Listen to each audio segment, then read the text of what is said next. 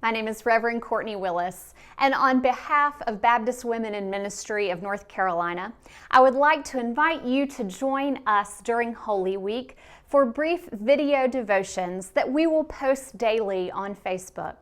Every day from Saturday until Easter Sunday, you will find a devotion led by a Baptist woman in ministry right here in North Carolina. These women will share a variety of gifts in their own areas of ministry. You'll hear music, you'll experience prayers and devotions, and we might even play together. So I hope that you will plan on joining us each day for those brief devotions and plan to share them with those who might be encouraged as well. We look forward to spending this Holy Week with you. Hi, my name is Amy Starr Russell, and I am the Associate Minister at the First Baptist Church in Henderson. Today, our Holy Week story moves into the garden. Jesus, with the shadow of his suffering about to overtake him, turns to those closest to him for support. Jesus needs to have a conversation with God. He needs to lay out his feelings with the one who sent him.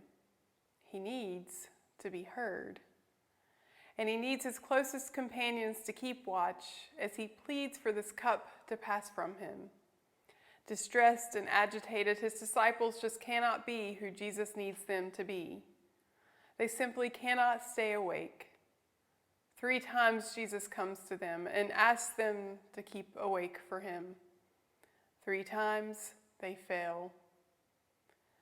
But there isn't much time for Jesus to be concerned about these drowsy disciples.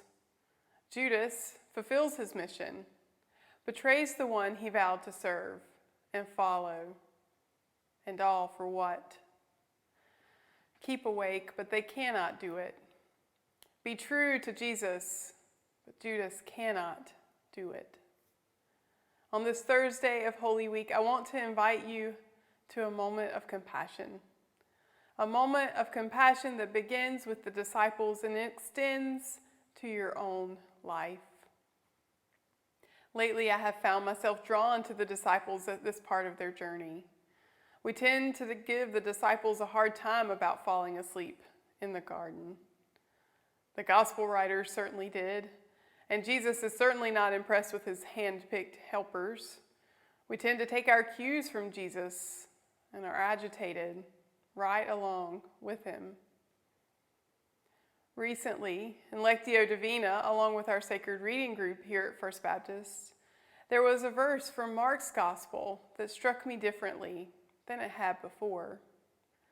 Mark 14:40 says, "And once more he came and found them sleeping, for their eyes were very heavy, and they did not know what to say to him." They did not know what to say to him. In years past, I have heard this verse as the disciples not knowing what to say because they were ashamed they could not keep awake.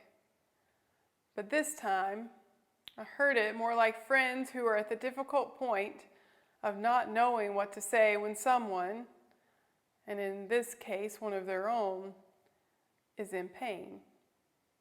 Their shepherd, the one who had called them away from their lives, was in a vulnerable state. I can't help but wonder if seeing Jesus in distress, anguished about what was to come, made the disciples deeply uncomfortable. And sleeping is one way of avoiding that discomfort. Until I became a mother, I didn't quite identify with the exhaustion of the disciples. Certainly, if Jesus was asking me to keep awake for him, I would always be able to follow through on that. But the exhaustion of parenthood made me look at these weary disciples differently. Not only was I exhausted as a new mother, but I also had to keep a tiny, vulnerable human alive and healthy. When I visit the disciples at Gethsemane now, instead of asking how in the world they couldn't stay awake for Jesus, I ask, What kind of storm was happening in their minds and hearts that made it impossible for them to stay awake, even for Jesus, even for the man they had dropped their entire lives to follow? One can imagine the physical toll of carrying so much emotionally. I think this is how we could ask this question for each other and for ourselves as we contemplate moving from judgment to compassion. For so many, Mary Oliver has a way of drawing compassion out of us. Inspired by the natural world, Oliver emphasizes our connectedness and our wholeness. And her piece about our sleeping disciples at Gethsemane pulls us out of our judgment and toward connection with these worn-out disciples. The grass never sleeps, or the roses, nor does the lily have a secret eye that shuts until morning. Jesus said, "Wait with me," but the disciples slept.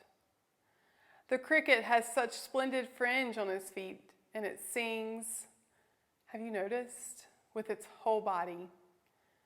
And heaven knows if it ever sleeps. Jesus said, "Wait with me." And maybe the stars did. Maybe the wind wound itself into a silver tree and didn't move. Maybe the lake far away, where once he walked, as on a blue pavement, lay still and waited, wide awake. Oh, the dear bodies, slumped and eyes shut, that could not keep that vigil. How they must have wept, so utterly human, knowing this too must be part of the story. Perhaps Oliver's words are a gentle reminder that there will be seasons in life that we can't possibly keep awake. We will be utterly human in our exhaustion. This will be part of our story. The beauty I have found in this life of following Christ is that when I cannot keep awake, there is someone there to keep awake for me. This too will be part of our story.